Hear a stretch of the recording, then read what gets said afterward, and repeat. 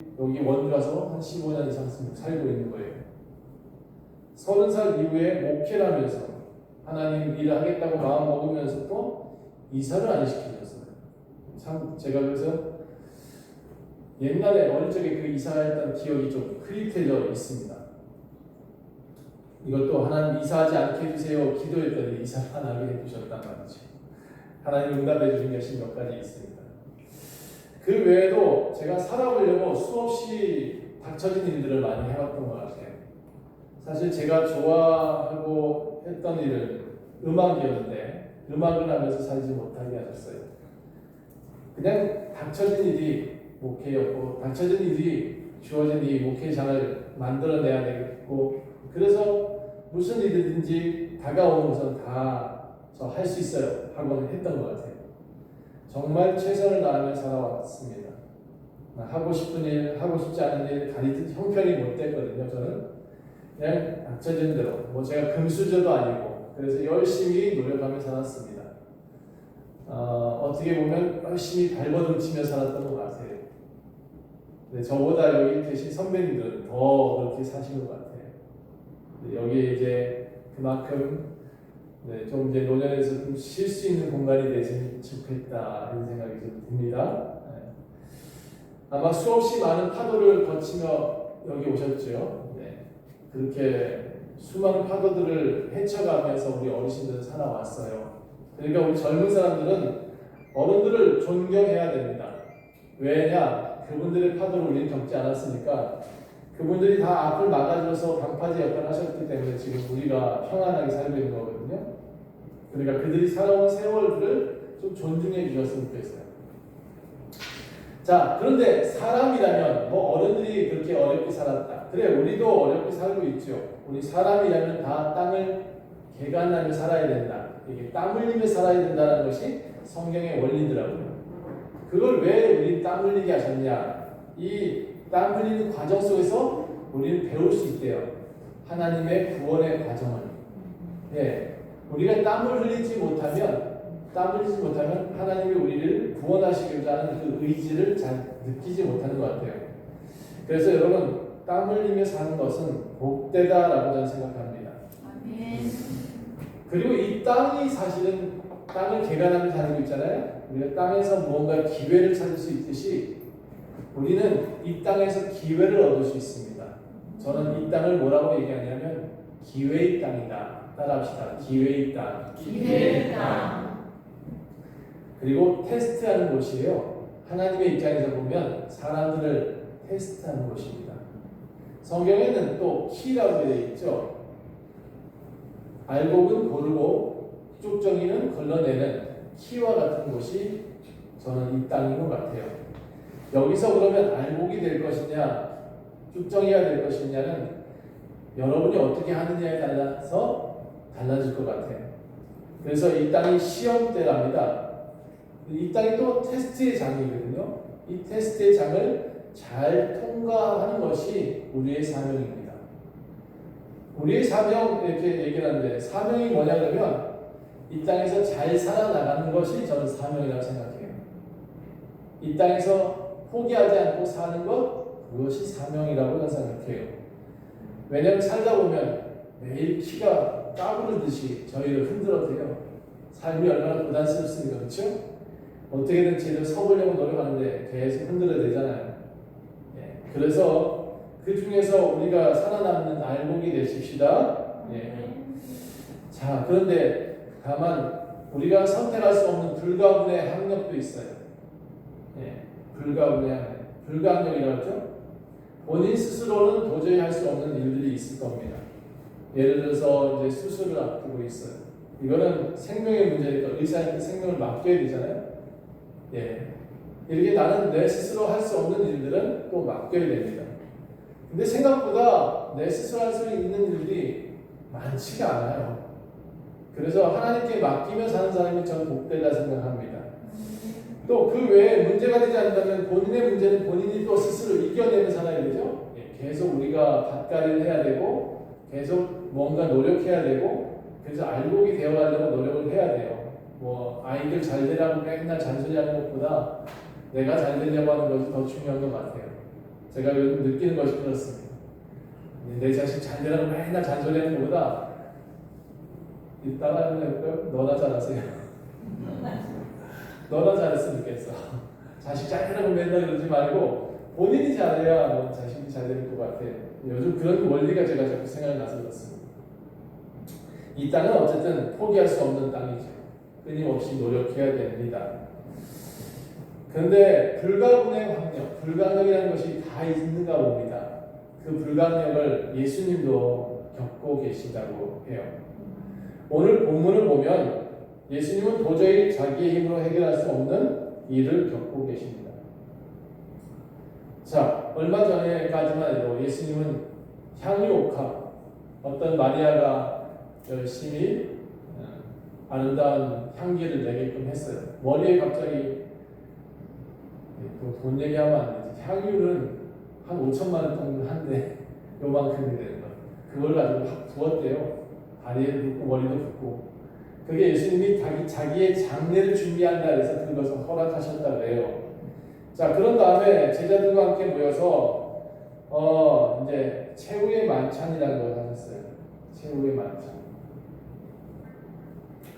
여기 보면 최후의 만찬은 이게 우리가 알고 있는 최후의 만찬처럼 그렇게 미켈란젤로의 최후의 만찬 같지 않죠. 예, 다 들어누워 있죠. 예, 이렇게 만찬을 하셨어요. 자, 예수님은 근데 이날 당신이 제자들한테 이런 얘기를 해요. 31절부터 한번 볼까요? 이 최후의 만찬이 다 끝나고 밥 다 먹고 난 다음에 티타임을 해야 되는데 티타임을 하지 못하고 이렇게 말합니다. 자, 이제 오늘 밤 너네들이 이제 나를 다 버릴 거야. 아주 심각하게 말을 하십니다. 너네들은 이제 나를 다 떠나게 될 거야. 이 구약의 기록들이 다 이루어질 거야. 스가랴에 보면 이런 말입니다. 내가 목자를 칠 텐데 양떼가 다 흩어질 거야. 그렇지만 너네들 걱정하지 마. 나는 다시 살아날 거야. 그리고 너희보다 먼저 갈릴리로 가서 너희를 기다릴게. 이런 얘기를 하고 계세요. 근데 이 제자들은 이 말을 알아들을까요? 예, 아직도 알아듣지 못합니다. 오늘 당장 예수님이 잡혀가실 텐데 그걸 몰라요. 제자들은 이상한 얘기를 하고 계시다고 생각하고 있는 거예요. 아, 만약에 공기가 이게 우리가 나가서 싸우는 일이 실패하면 다 죽게 된다는 이야기인가? 그렇게 생각하고 있는 거예요. 모두가 심각하게 듣고 있긴 하지만 이게 예수님이 어떤 죽음을 갖게 될지는 모르는 거죠. 베드로가 갑자기 큰 소리로 외쳐요. 예수님! 다 주를 버리려고요. 저는 안 버릴 거예요. 예, 아주 호언장담을 합니다. 그때 예수님이 베드로한테 이렇게 말씀하세요.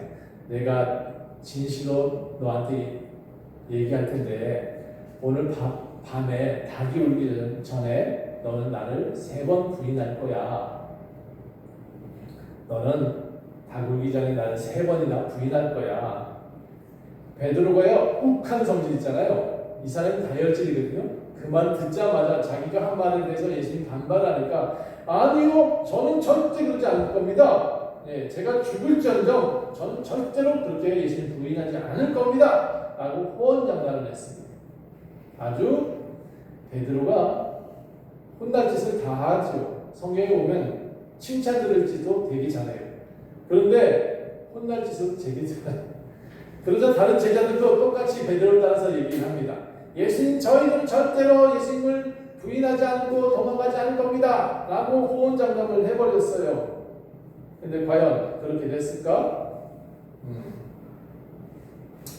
제자들은 그렇게 단언했습니다. 절대로 예수님 버리지 않겠습니다. 그런데 이제 제자들과 함께 겟세마네 동산이라는 곳을 갑니다.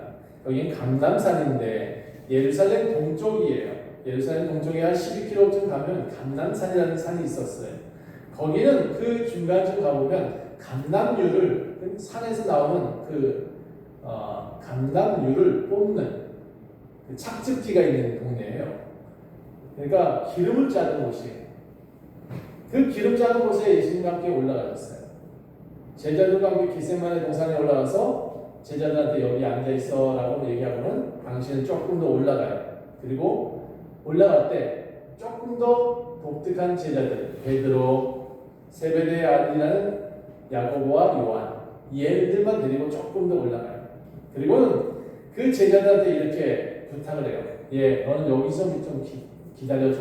그리고 나를 위해서 좀 기도해줘라고 부탁해요. 좀 깨어있어줘. 처음에는 이렇게 얘기했어요. 좀 깨어있어줘. 내가 조금이라도 이 고통을 이겨낼 수 있도록 좀 깨어있어줘.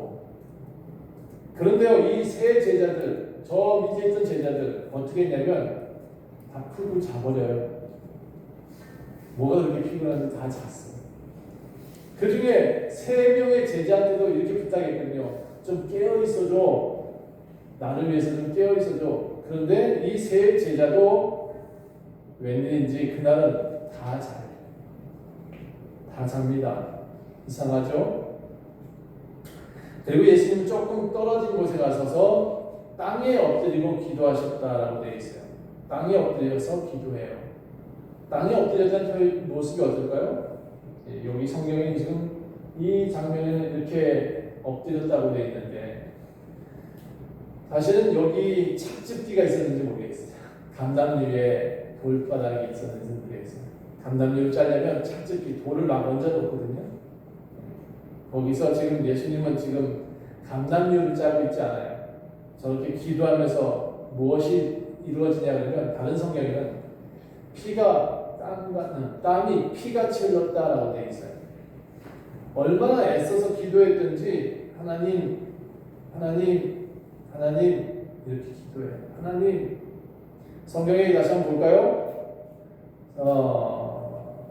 41절도 똑같이 나오는데 42절 똑같이 나오죠.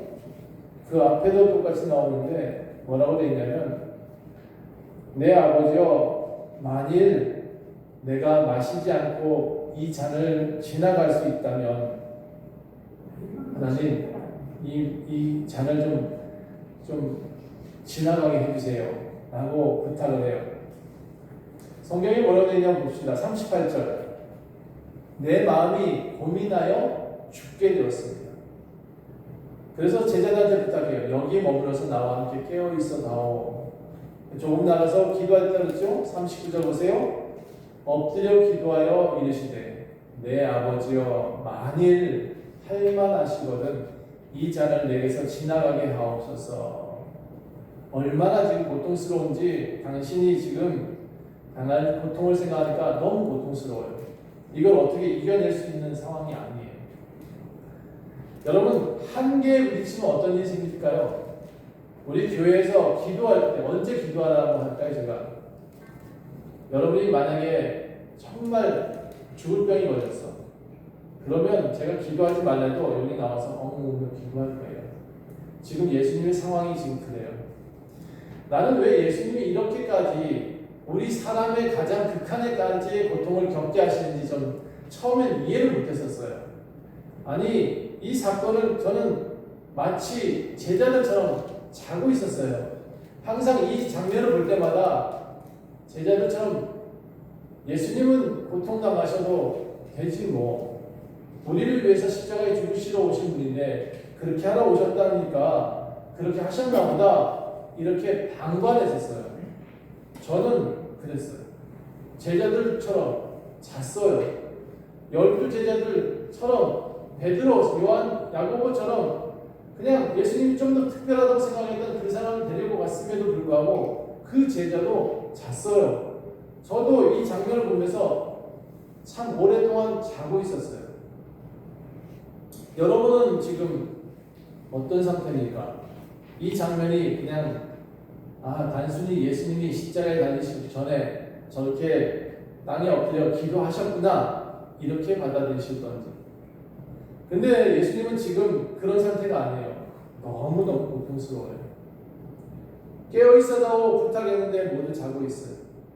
지금 현대교회 저는 이런 생각이 들어요.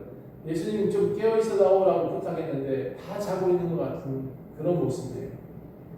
그 모습 보고 예수님이 슬퍼하는 말을 하세요. 슬픈 무렵 베드로야 너희가 나와 1시간도 이렇게 깨어있을 수 없더냐? 섭섭하다 이런 얘기 좀 하신 거죠.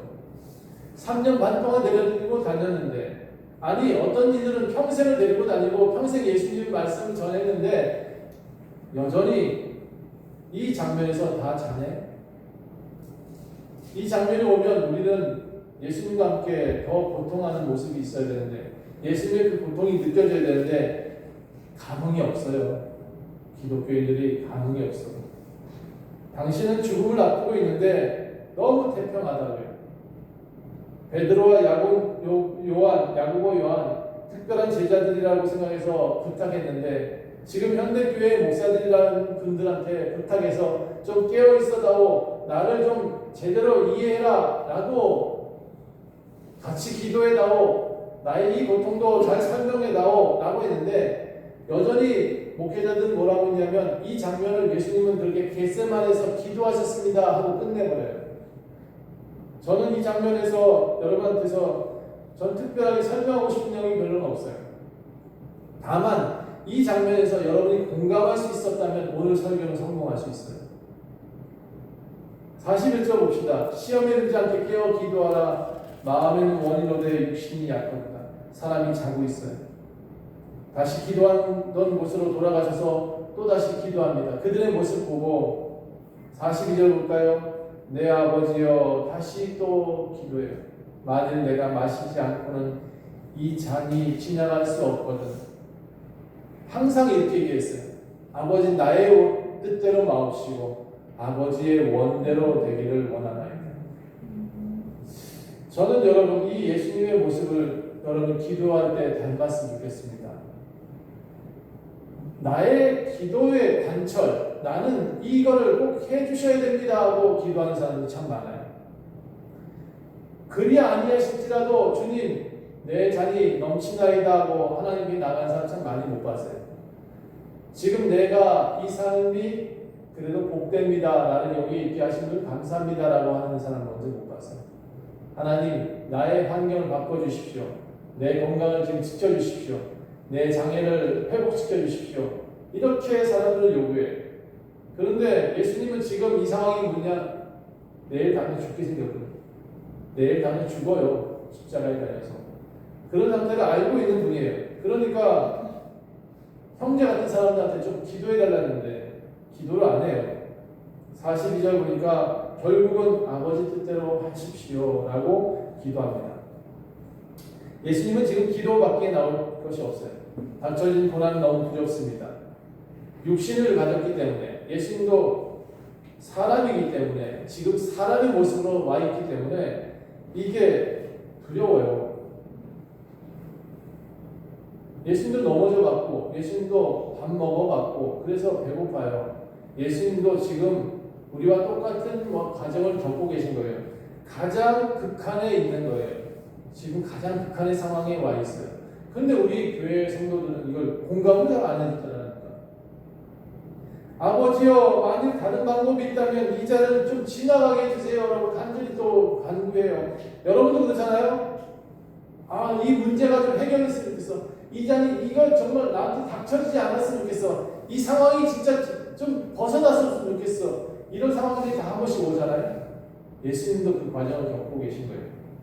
모든 인류가 겪고 있었던 그 고통들을, 그 아픔들을 예수님은 다 그 짧은 시간 내에 다 당하셨어요. 여러분 평생 당해야 될 그 고통은 예수님은 3년 반 동안 다 당했어요. 사람한테 욕먹었죠. 사람한테 채찍 맞았죠. 사람한테 뺨 맞았죠. 그리고 결국은 십자가에 달려 죽기까지 인간이 당할 수 있는 모든 고통은 다 당해보시고 느끼시고 체험하셨어요. 왜 우리가 예수님을 믿어야 하냐? 예수님은 이렇게 모든 인류의 고통을 다 짊어지고 십자가에 달려 죽으신 거예요. 그분은 경험하고 체득되어 계세요. 그래서 뭐라고 하냐면 히브리서는 우리를 대언할 수 있다고 그래요. 왜? 우리를 이해하신다는 거예요. 우리가 당한 고통, 우리가 당했던 삶의 슬픔들 예수님은 다 당해보셨기 때문에 우리를 대변해 주실 수 있는 거예요. 그러니까 우리가 예수님을 믿게 되면, 예수를 주라고 고백하게 되면 그분은 우리의 변호사가 되셔서 우리를 변호해 주시고 보호해 주시고 좋은 길로 천국으로 인도해 주신대요.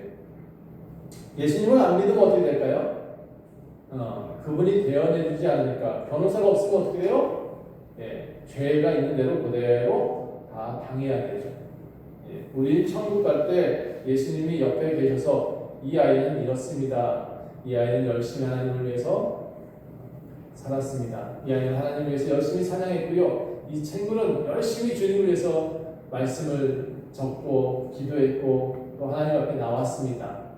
이렇게 하나님이 대언해 주신대요. 예수님이. 그렇게 변호해 주셔야 우리가 천국 갈 수 있는 거예요. 자, 42절 다시 한번 볼게요. 아버지여 만일 마시지 않고는 이 자리를 지나갈 수 없거든 아버지 원대로 되기를 원합니다. 예수님은 그렇게 기도합니다. 아버지여, 아버지여. 그리고 다시 제자들한테 와봤습니다. 얘들이 나를 위해서 기도해주고 있겠지? 근데 와보니까 또 자고 있네요. 밤이 늦었기에 그들의 모습이 눈이 피곤했다라고 되어 있습니다. 그들을 다시 두고 다시 동산으로 올라갑니다. 이제 세 번째 기도입니다. 세 번째 기도를 어떻게 하는지 아십니까? 아버지여,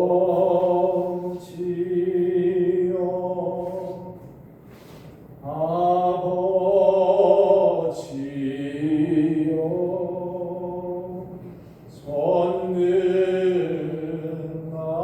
전능하신 아버지여,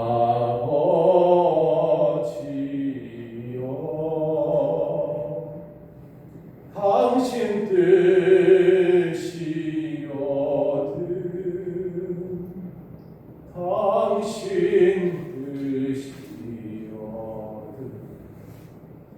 이 잔을 내게서 옮기옵소서.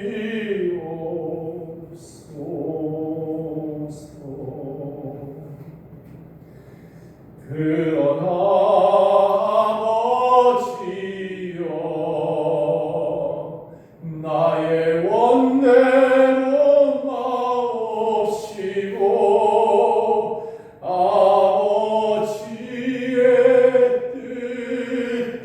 뜻대로 되기를 원하나이다.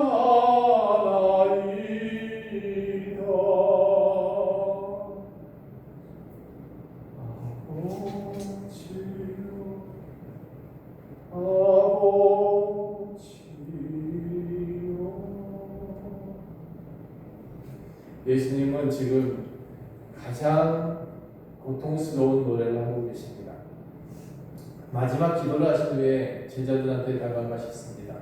여전히 제자들은 자고 있네요. 예수님은 이제 제자들한테 체념합니다.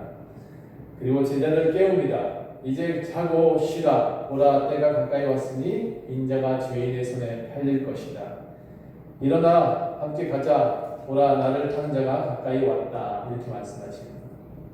여기 예수님의 말씀 속에는 어폐가 있습니다.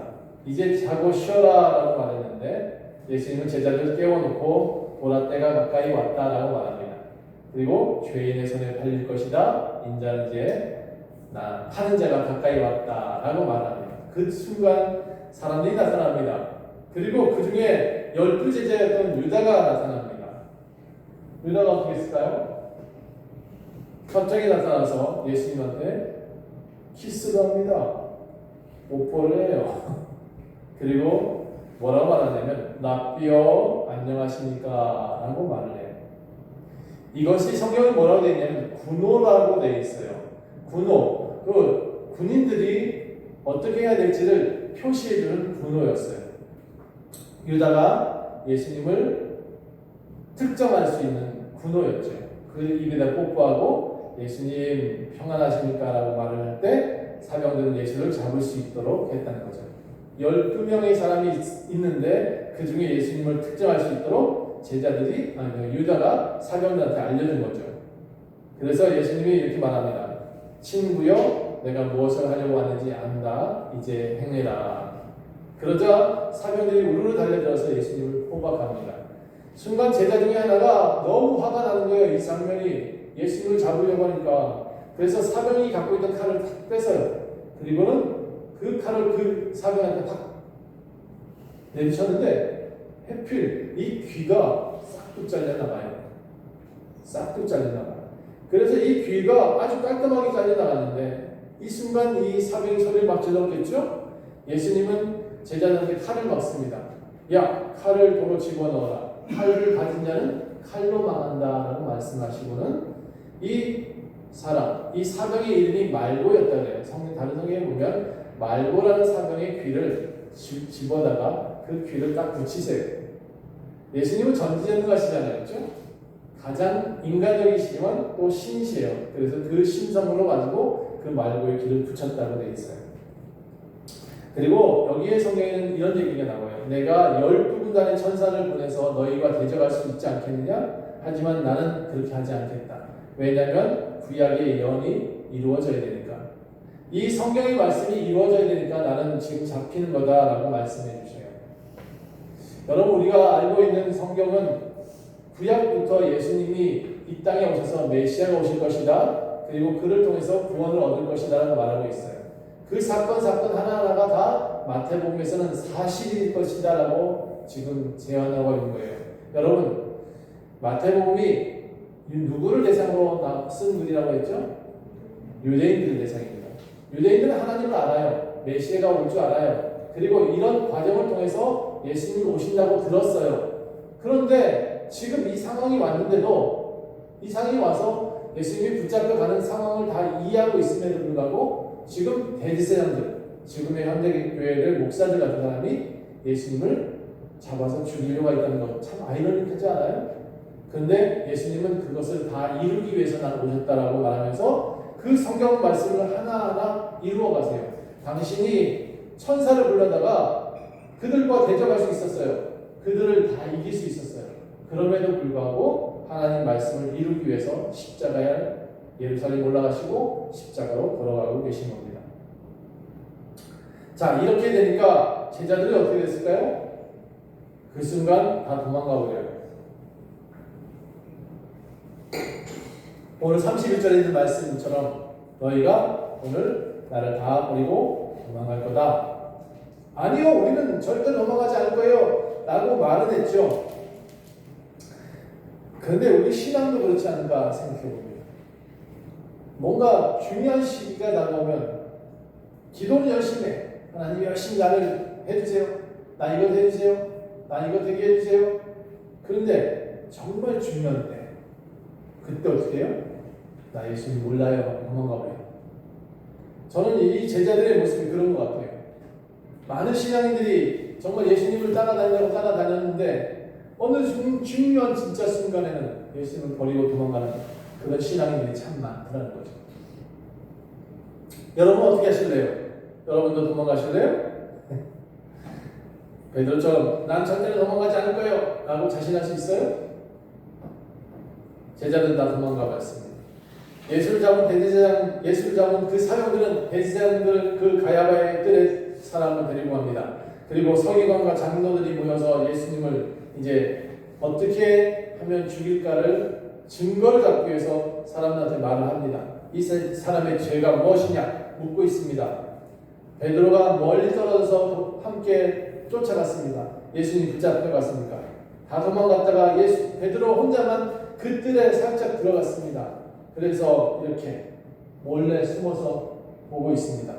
예수님 어디 있나, 어떻게 하고 있나. 서기관과 장로들이 모여서 예수님을 막 질타하기 시작합니다. 거짓 증인들이 여럿이 나와가지고 예수는 이런 사람입니다라고 막 증거를 하는데 별다르게 크게 증거가 나오지 않습니다. 그러다가 두 사람이 갑자기 나와서 이런 말을 합니다. 내가 하나님의 성전을 헐고 사흘 만에 지을 수 있다고 했다. 맞냐? 너가 하나님의 성전을 헐고 사흘 만에 짓는다고? 이 말이 꼬투리가 돼서 대제사장이 옳거니 너가 성전을 헐는다고? 이거는 신성모독이야 라고 말하기 시작합니다. 너 정말 성전을 헐 수 있어? 그리고 3일 만에 다시 지을 수 있어? 예수님은 근데 아무 말도 안 하세요. 그러자 그 한 가지 말이 생각이 납니다. 내가 하나님의 아들이라고 했지? 제사장이 그 생각이 나서 다시 예수님한테 묻습니다. 너가 하나님의 아들이 맞아? 예수님이 그 말을 먼저 한 게 아니고 대제사장이 먼저 했습니다. 그래서 예수님이 이렇게 말하죠. 너가 먼저 나에게 너가 하나님의 아들이냐라고 물었지. 그 말이 맞다라고 얘기를 하십니다. 나는 이후에 권능 하나님 우편에 앉아 있을 것이다. 그리고 하나님 구름을 타고 다시 너희한테 올 것이다. 이 말을 들은 대제사장이 예수님은 신성모독을 했다고 막 옷을 찢기 시작합니다. 그렇게 신성모독이라는 제목 가지고 예수님을 십자가에 달려 죽인 거예요. 자, 예수님이 십자가에 달린 제목이 뭐라고요? 신성모독이에요. 하나님 우편에 앉아 있을 거다라고 말하는 그 순간 신성모독이라고 받아들인 거예요. 예수님을 믿지 않으니까 예수님은 지금 하나님을 믿는 사람들한테는 전부 다 예수님이 반역자가 된 거예요. 하나님과 동등한 위치로 가려고 하니까 반역자가 된 거예요. 그렇게 말하고 예수의 얼굴에 침을 뱉으며 주먹으로 칩니다. 어떤 사람은 손바닥으로 뺨을 때립니다. 여러 사람이 때렸어요. 사병이 돌아가면서 신나게 두들겨 패요. 그러니까 너가 그리스도냐? 우리 중에 누가 너를 때렸냐? 선지자 너를 좀 해봐 라고 막 예수님을 조롱하기 시작합니다. 그렇게 예수님을 수모를 당했어요. 그렇게 그 모습을 예수님의 모습을 베드로는 숨어서 지켜보고 있습니다. 근데 이 한 여종이 베드로한테 물어요. 너도 같은 갈릴리 사람 아니야? 예수님과 함께 다닌 거 내가 본 것 같아. 그러니까 베드로가 급히 부인합니다. 아니야, 나는 아니야. 나는 무슨 말 하는지 나 모르겠어. 나는 저 사람과 상관없어. 앞에 막 도망치듯이 도망칩니다. 앞문에 다다르는데 또 다른 여종이 이렇게 베드로한테 물었습니다. 저 사람은 나사렛 예수와 함께 있었는데? 그러자 베드로는 손을 흔듭니다. 아니야, 나 절대 그런 사람 아니야. 나 그 사람 알지 못해. 그렇게 막 도망치다가 또 마지막에 한편에 있던 사람들이 예수를 붙잡습니다. 이 베드로 붙잡습니다. 야, 너 예수당이잖아. 그러자 이 사람의 소리를 듣고는 뭐라고 했을까요? 참 베드로 웃겨요. 예수님을 막 저주해요. 저주라면서 맹세하듯 외칩니다. 아니요, 나는 절대로 이 사람 알지 못합니다. 나는 모르는 사람입니다. 나는 저 사람과 같이 다니지 않았습니다. 그 말을 하는 순간 뭐라고요? 곧 닭이 울었대요. 꺾여 하고. 그때 예수님의 말씀이 머리에 탁 생각이 났어요. 너가 오늘 닭 울기 전에 3번 나를 부인할 것이다. 그 말이 생각나자마자 이 베드로가 통곡을 시작해요. 엉엉 울어요. 내가 예수를 3번 부인했다. 평생 이 베드로는 이 말을 본인이 이 3번 부인한 걸 붙잡고 살아요. 그리고 평생을 참여하며 살아요. 죄가 뭐냐고 표현했죠. 전에 하나님을 믿지 않는 게 죄입니다. 그리고 부인하는 게 죄입니다. 예수를 부인하는 것이 가장 큰 죄입니다. 베드로는 예수님을 부인했던 사람입니다. 그래서 가장 큰 죄인 중에 죄인가 누구냐? 베드로가 죄인 중에 죄인입니다. 그래서 맨날 우리는 애통하다가 하죠. 하나님 우리가 죄인이라고 표현하죠. 왜 죄인이라고 표현하냐면 부인했기 때문에 그렇습니다. 여러분은 예수님을 인정하고 살고 있나요?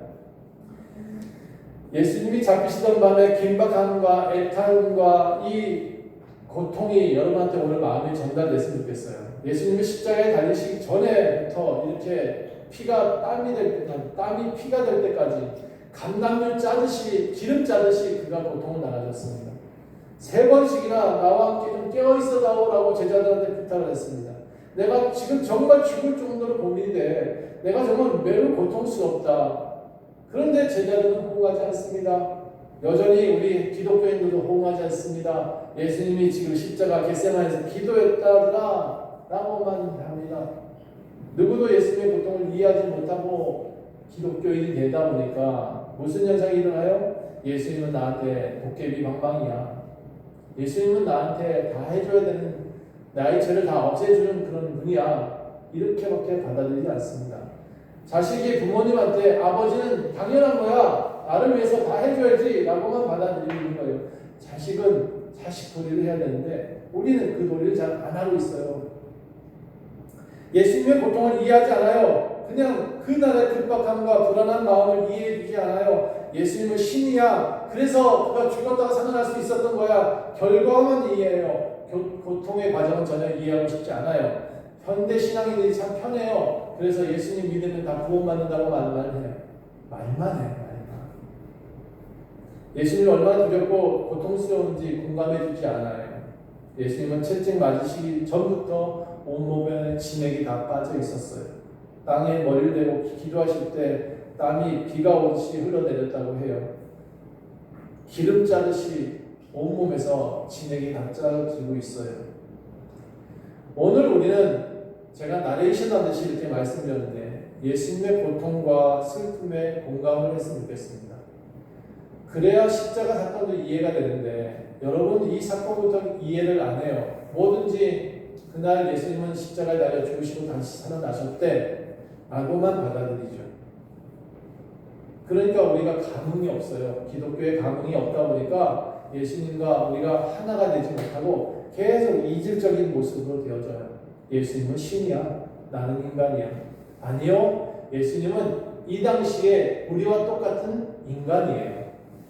십자가에서 달리실 때 예수님이 왜 못 내려오셨느냐? 예수님은 그 당시에 십자가에 달리실 때는 신이 아니에요. 철저하게 하나님으로부터 인간의 존재를 경험케 하시기 위해 인간으로 달리신 거예요. 그래서 예수님이 죽으시는 거예요.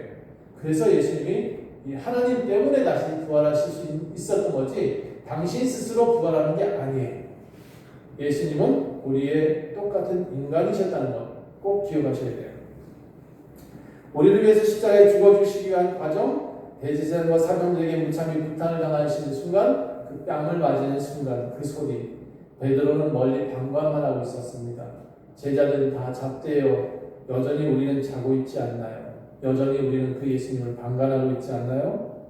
예수를 믿고 있으나 그분의 고통과 고뇌는 공감하지 않고 있지 않나요? 그저 신이 겪었던 하나의 사건으로 받아들이고 있지는 않나요? 예수는 누구를 위해서 고통당하셨을까요? 누구를 위해 채찍을 맞으셨죠? 누구를 위해 그렇게 기도하셨죠? 따라합시다. 나를 위해 고통하신 겁니다. 예수님이 겪은 모든 순간순간을 공감하실 수 있으면 좋겠습니다. 저는 여러분들이 예수님의 고통을 조금이나마 이해해주고 깨어있고 기도해줄 수 있는 그런 제자가 되시기를 간절히 축원합니다. 예수님 부탁하십니다. 나를 위해 깨어있어다오. 나를 위해 조금이라도 함께 기도해다오. 나의 이 고통, 내 마음이 매우 고민스러운데 이 마음을 좀 이해해다오. 야, 시험에 들지 않게 좀 깨어 기도해다오. 너희들 참 마음의 원인데 육신 참작하구나. 너네들 다시 한번 내가 기도할 텐데 너네 함께 다시 기도해다오. 결국 이제 뭐라고 하냐면 그래 이제 쉬고 쉬어라, 자고 쉬어라. 예수님을 이렇게 표현하시고 안타까워하십니다. 우리의 모든 삶이 이와 같이 자고 있으면 안 돼요. 깨어 있어야지. 따라합시다. 깨어 있읍시다. 예수님의 아픔도 함께 공감해주는 우리 성도들이 나아가시기를 간절히 축원합니다. 기도하겠습니다.